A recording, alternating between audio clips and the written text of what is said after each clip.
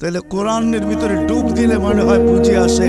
আল্লাহ মনে করেন যে কেন পাঠাইলাম, কিয়ামতের দিন তোমাদেরকে আমার পক্ষে সাক্ষী হিসাবে আমার পাশে দাঁড় করাবো।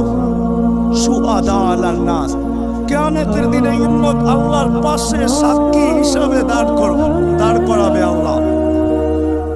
সমস্ত উম্মতের উপরে আমাদেরকে সাক্ষী হিসাবে দাঁড় করাবে আল্লাহর পাশে। ইনশাআল্লাহ এই উম্মত কিয়ামতের মাঠে দাঁড়াবে না, এই উম্মত স্টেজে দাঁড়াবে। স্টেজে আল্লাহর পাশে স্টেজ লাগানো হবে, ওই স্টেজে উম্মত দাঁড়াবে। কেন আসামিয়া সাক্ষী এক জায়গায় দাঁড়ায় নাকি? দুইজনের মান একটা, দুইজনের মান ভিন্ন, ঠিক না? আমরা পাশে, কোরআন বলতেছে শুহাদা আলান নাস ওয়া ইয়াকুনুর রাসূলু শাহীদান আলাইকুম ওয়া তাকুনু শুহাদা আলান নাস। আমরা সাক্ষী। আল্লাহ বলে কম সময় দিয়া কেন পাঠাইলাম জানো? কিয়ামতের দিন কেউ প্রশ্ন করতে পারে যে এরা যে সাক্ষী হিসাবে দাঁড়াইলো, এরা তো দুনিয়াই দেখে নাই, তাইলে আবার সাক্ষী হবে তো হবে কি করে?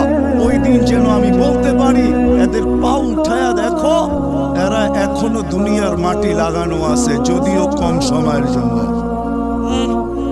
মনে হয় আমাদেরকে দুনিয়া পারাবের জন্য আল্লাহ পাঠাইছে। অনেক সময় বলে না, আরে আপনার টাইম নাই, তাতে কি এসে যায়, আমার বাড়িটা পাড়ায় চলে যায়। আল্লাহ মনে হয় এই জন্য পাঠাইছেন যেন আমরা দুনিয়াটা পাড়ায় চলে যাই। অল্প সময় দিয়ে আল্লাহ পাঠাইছে, বেশি সময় আমাদেরকে দেন নাই, শুধু নবীজির কারণে। এই জন্যই তো আমি বলি, জানি না বলবো আমরা একমত হবে কি হবে না। এই উম্মত দুনিয়ায় আসারই ছিল। এই উম্মতকে আল্লাহ বাছাই করা, প্রথম তো এই উম্মতকে 3 বার আল্লাহ কুদরতি হাত লাগাইছেন এই উম্মতের উপরে। জন্ম লগ্নে একবার খালাকতু বিয়াদিয়া, দ্বিতীয়বার কুদরতি হাত লাগাইছেন হুয়াজতাবাকুম, বাছাই লগ্নে দ্বিতীয়বার আমাদেরকে আল্লাহ বাছাই করছেন। বাছাই সমগ্র মানব জাতির ভিতর থেকে আমাকে উঠাইতে উঠাইতে কত কঠিন উঠানের পরে মনে হয় আমি আল্লাহর কুদরতি হাতে আসছি। আর আল্লাহ বলছে যা, তোকে উম্মতে মুহাম্মদী বাছাই পড়বে। তৃতীয় আল্লাহর কুদরতি হাত লাগছে আমাদের উপরে। আল্লাহ আমাদের উপরে চিহ্ন লাগায় দিয়েছেন। চিহ্ন, চিহ্ন বুঝেন, যেন কিয়ামতের দিন হারায় না যায়। আল্লাহ সাহাবা জিজ্ঞাসা করছে, ইয়া রাসূলুল্লাহ, সমগ্র মানব গোষ্ঠী উঠবে, আপনি আমাদেরকে খুঁজে পাবেন কি কইরা? আল্লাহ রাসূল হাসতেছিল আর বলতেছিল, চিহ্ন লাগানো আছে, চিহ্ন। ওই সেই চিহ্ন আবার কি? করলাম মুআজ্জিলিনা মিন আসারি সুজুদ, তোমাদের নামাজের জায়গা উঁচুর জায়গার থেকে নূর ফুটা বাহির হবে, আর কারো বাহির হবে না। আমি নূর দেখা চিহ্ন তোমরা আমার, আমি ডাইকা ডাইকা কাছে নি। চিহ্ন লাগায় দিয়েছেন কুদরতি হাত দিয়ে, স্টিকার লাগায় দিয়েছেন কুদরতি হাত দিয়ে। স্টিকার চিনেন? কোম্পানির লেবেল আছে, এই যে লেবেল লাগায় দিয়েছে কোম্পানি। আল্লাহ আমাদের উপরে লেবেল লাগায় দিয়েছেন কুদরতি হাত দিয়া। কুনতুম খায়রা উম্মাহ, এটা লেবেল, এটা স্টিকার। লেবেল লাগায় দিয়েছেন তোমরা খায়রে উম্মাহ। আফসোস, কোত্থেকে যাবি আমি হারায় কত দূর চলে গেছি। প্রথম স্বাধীনতা দিয়েছেন আল্লাহ শিক্ষা, দ্বিতীয় স্বাধীনতা দিয়েছেন আল্লাহ পেশাগত, তৃতীয় স্বাধীনতা আল্লাহ দিয়েছেন মত আদর্শগত।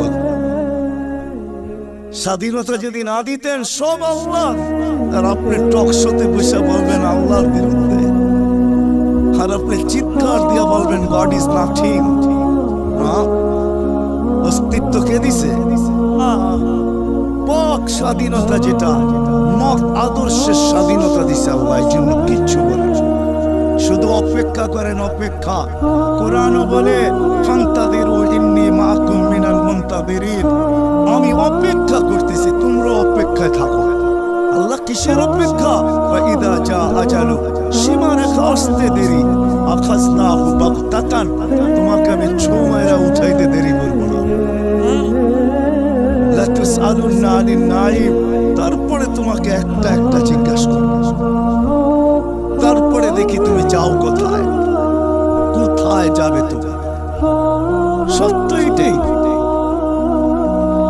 মত আদর্শের স্বাধীনতা, যেটাকে বলে কি বলে, মত আদর্শের স্বাধীনতা আল্লাহ দিয়েছেন, আদর্শগত স্বাধীনতা। নাইলে নাস্তিক হওয়ার কোনো প্রশ্ন ছিল?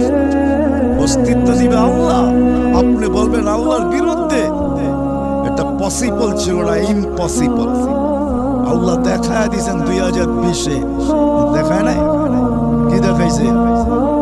না, সারা দুনিয়া, যেই দুনিয়া নিজেকে এত শিক্ষিত মনে করে, এত আপডেট মনে করে, এত এডুকেটেড মনে করে, এত উন্নত মনে করে, এত আধুনিক মনে করে, ওই পুরা দুনিয়াকে আল্লাহ লকডাউন লাগাই দিয়েছে।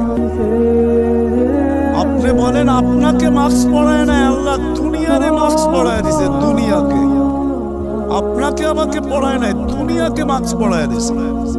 আল্লাহ বলে আমি আল্লাহ, ইচ্ছা করলে যা খুশি তা করতে পারি। কি এখনো বহুত মানুষ মাস্ক পরা করে, ঠিক না? পড়ে না? কি কি ভয়ে পড়ে? করুণা এখনো আছে, ঠিক না? আপনারা বলবেন আমরা তো কুমিল্লার মানুষ, 2020-ও পড়ি নাই, ঠিক না? না পড়তে পারেন, কেননা টেলিভিশনে এত বড় বড় দেখছেন আর ভাবছেন নাকের ছিদ্র তো এত বড় না, এটা যাবে তো যাবে কোন দিক দিয়ে, ঠিক না? এখন যদি প্রশ্ন উঠায় মুখ দিয়া যাবে, সারাদিনই তো পান খাই, বিড়ি খাই, সিগারেট খাই, এটা সেটা খাইতে থাকি, মুখ দিয়া যাবে তো যাবে কোন দিক দিয়ে, ঠিক না? এই জন্য নাও পড়তে পারেন। আল্লাহ মত আদর্শের স্বাধীনতা দিয়েছেন। চতুর্থ স্বাধীনতা দিয়েছেন সোসাইটিগত।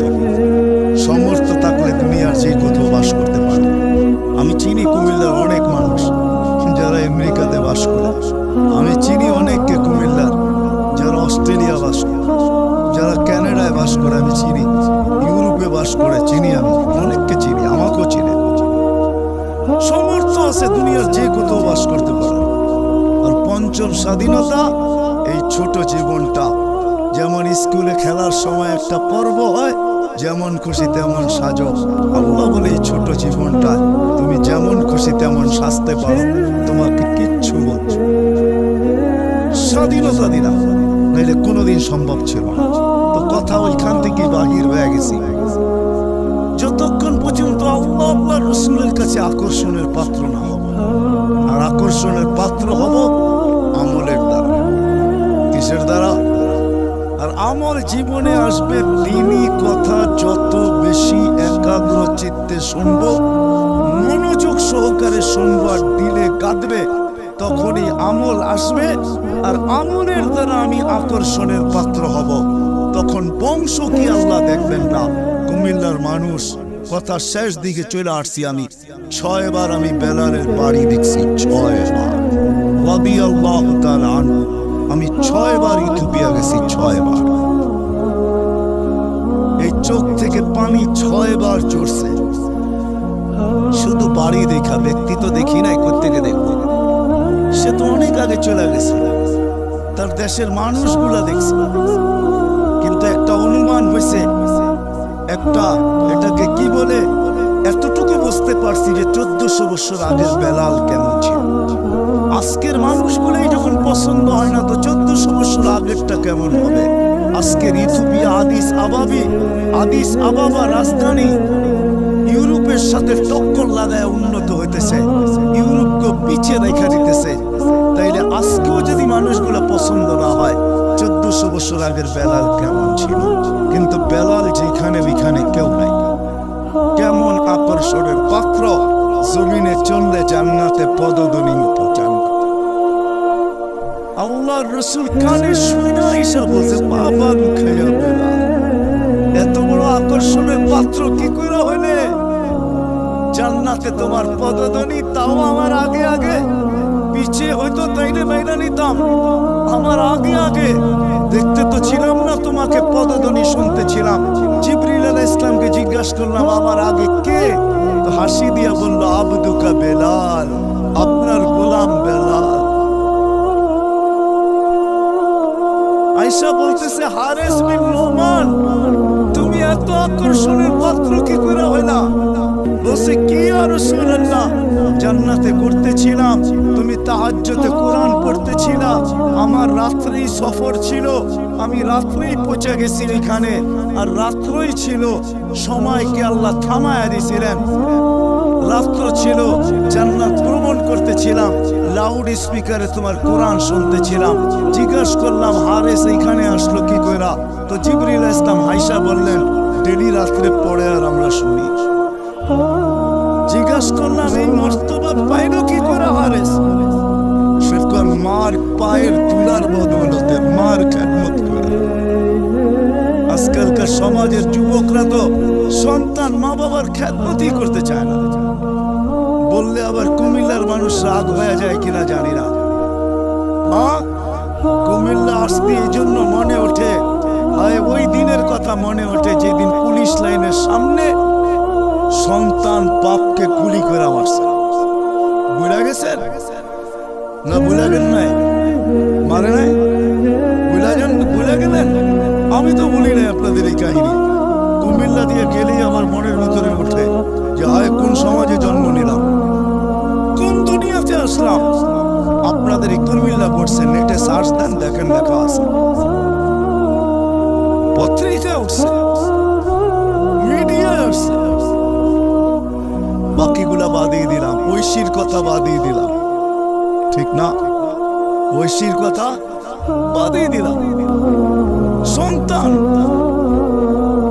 কোথায় আসলাম?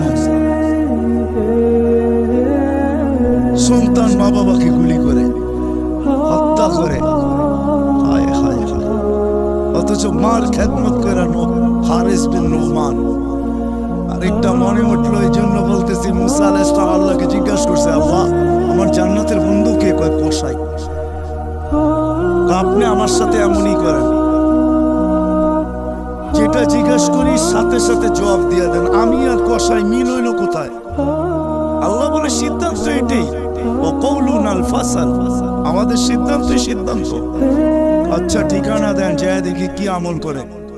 তো যায় দেখে কসাই।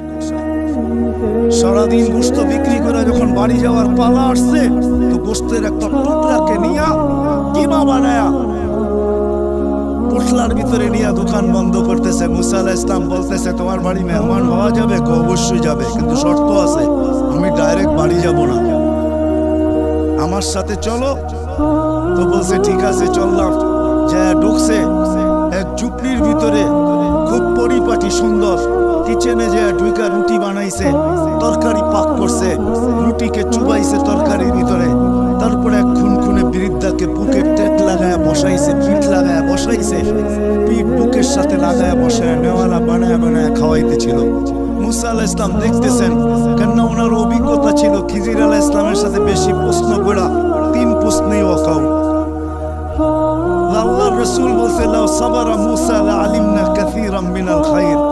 মুসা আলাইহিস সালাম যদি আরেকটু ধৈর্য ধরতেন, তাহলে আমরা আরো তথ্য জানতে পারতাম। তো উনি বুঝে গেছেন চুপ থাকাই ভালো, কিচ্ছু জিজ্ঞাসা করেন নাই। যখন খাওয়া দাওয়া শেষ, পরিপাটি শেষ, শোয়া দিয়া এখন বলতেছে পাশেই আমার বাড়ি, চলো আমার বাড়িতে মেহমান থাকবে।